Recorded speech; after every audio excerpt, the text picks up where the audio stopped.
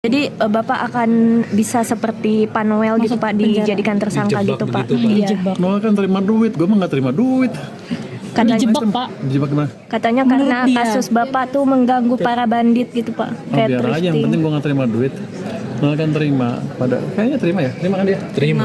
Ya terima, kan gue nggak terima duit, gaji gue gede di sini, cukup. Jadi Mantan Wakil Menteri Ketenagakerjaan Immanuel Ebenezer atau Noel melontarkan peringatan keras kepada Menteri Keuangan Purbaya Yudi Sadewa. Noel menyebut Purbaya berpotensi mengalami nasib serupa dengannya, yakni dijerat kasus pidana. Peringatan itu disampaikan Noel saat menghadiri sidang di Pengadilan Tipikor Jakarta pada Senin 26 Januari. Ia mengklaim memperoleh informasi valid bahwa Purbaya tengah berada dalam bidikan pihak tertentu. Noel menilai siapapun yang dinilai mengganggu kepentingan kelompok tertentu beresiko dikriminalisasi.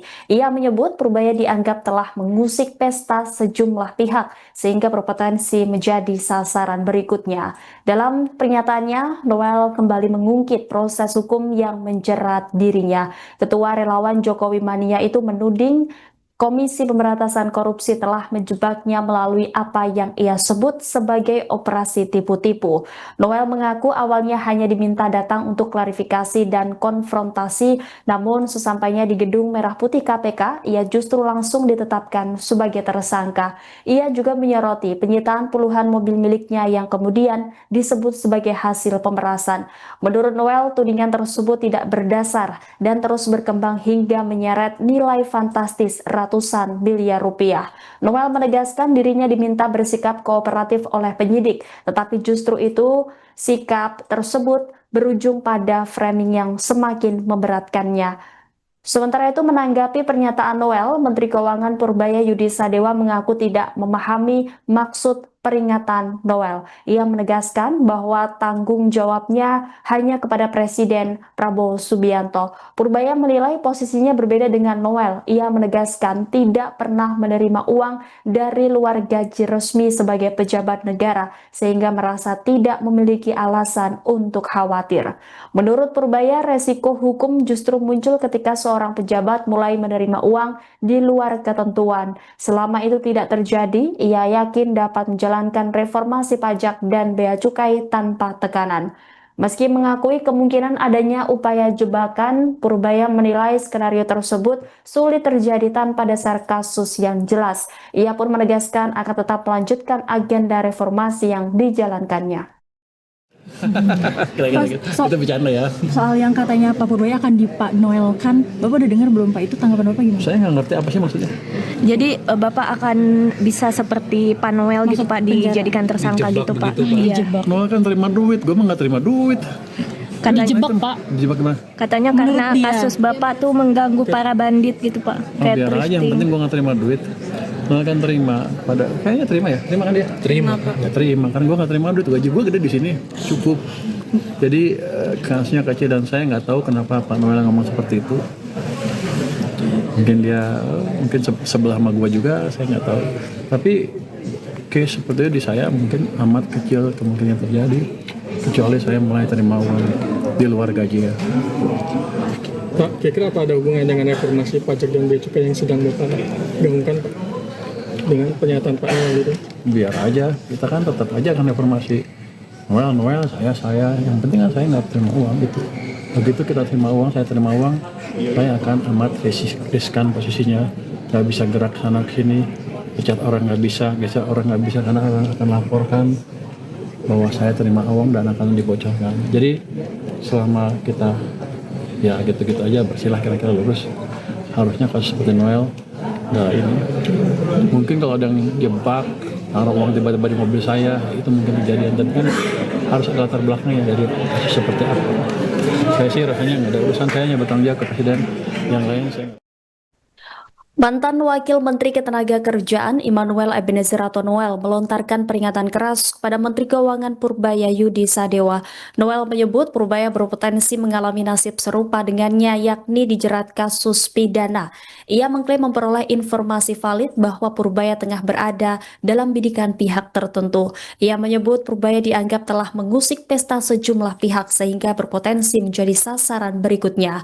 Menanggapi pernyataan tersebut, Menteri Keuangan Purbaya Yudi Sadewa mengaku tidak memahami maksud peringatan Noel. Ia menegaskan bahwa tanggung jawabnya hanya kepada Presiden Prabowo Subianto. Purbaya menilai posisinya berbeda dengan Noel. Ia menegaskan tidak pernah menerima uang di luar gaji resmi sebagai pejabat negara sehingga merasa tidak memiliki alasan untuk khawatir. Menurut Purbaya, resiko hukum justru muncul ketika seorang pejabat mulai menerima uang di luar ketentuan. Selama itu tidak terjadi, ia yakin dapat menjalankan reformasi pajak dan bea cukai tanpa tekanan. Meski mengakui kemungkinan adanya upaya jebakan, Purbaya menilai skenario tersebut sulit terjadi tanpa dasar kasus yang jelas.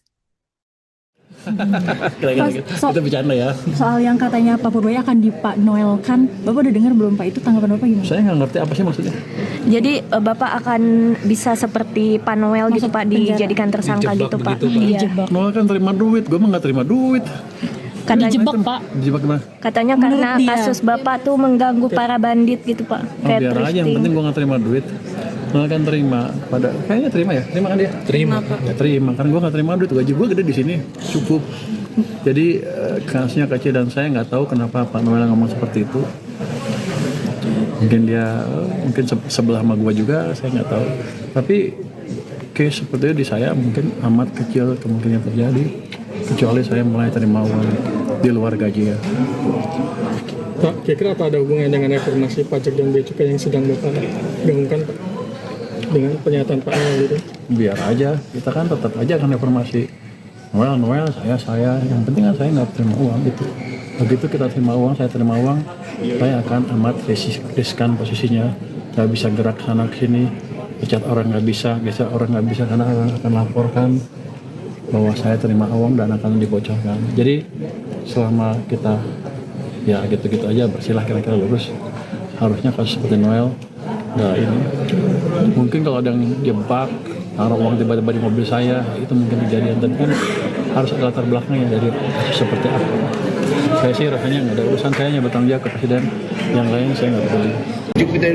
Terkait Pak Purbaya Pak, itu apa kira-kira gimana Pak? Ini saya cuma mengingatkan buat Pak Purbaya, karena apa yang dilakukan Pak Purbaya ini mengganggu pesta poranya para bandit di Republik ini. Siapa banditnya? Saya mau ungkap atau nggak nih? Dulunya? Saya ungkapin atau nggak? Boleh. Gini, karena kalian tahu kan bahwa kasus saya ini jelas mengganggu yang namanya pengusaha dan juga sebagian elit. Jadi ya, sidak-sidak yang selama ini saya lakukan ya dinarasikan bahwa saya memeras pengusaha. Yang paling mudah ya gunakanlah diksi OTT, operasi tipu-tipu. OTT itu operasi tipu-tipu. Kenapa saya berani menyampaikan ini? Karena definisi OTT dalam KUHP lama dan KUHP baru ya tidak seperti yang selama ini dilakukan oleh KPK. Gitu. Itu penting harus saya sampaikan ke kawan-kawan bahwa mayoritas yang diteriak-teriakkan OTT oleh KPK itu bohong besar. Jangan ngebohongin rakyat, jangan ngebohongin presiden, karena nanti mereka akan diburu oleh rakyat. Gitu. Bang, ini partai K ini Menoelkan Pak Purbaya ini masih terkait sama partai K juga sih Pak? Enggak lah, pokoknya ada lah. Ini kan bandit-bandit ini pestanya terganggu. Kalian bisa tahu siapa yang main pasar gelap, siapa yang main baju-baju yang gelap-gelap itu tuh. Belum banyak yang main-main alat mesin-mesin apa itu yang gelap-gelap itu. Pokoknya yang nggak pajak-pajak itulah. Berarti kena sidak sama Pak Purbaya soal thrifting kemarin ada? Oh iyalah, pastilah. Checkingnya langsung gampang nge-trackingnya kok. Itu dari yang kecil, belum yang lain-lain yang triliunan itu. Bang, artinya Pak Purbaya harus waspada. Harus waspada, karena dia akan dinoelkan. Gitu. Bang, ini yang kesaksian Abang sampaikan di persidangan nanti nggak Bang? Ya saya kan sampaikan juga lah. Ini momentum. Makanya saya bangga sekali kawan-kawan hadir dalam persidangan saya. Saya tidak mau narasi-narasi kotor dan narasi-narasi keji yang dilakukan KPK selama ini kan luar biasa terhadap saya. Bunuh dulu karakter Noel. Udah selesai itu tangkap, selesaikan. Jadi siapapun pejabat di Republik ini yang punya prestasi, kemudian berpihak kepada rakyat dan punya popularitas, sikat. Karena itu akan mengangkat ratingnya KPK. Itulah.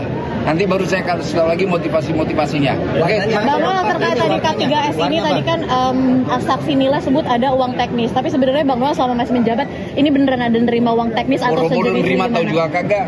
Gini, saya aja baru menjabat itu Oktober. Setelah Oktober perintah Presiden ngurusin Sritek.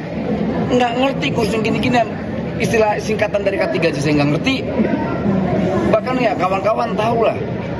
Saya bukan karakter pejabat yang mengedepankan jabatan saya. Saya tahu baru jadi pejabatnya pas ditangkap KPK.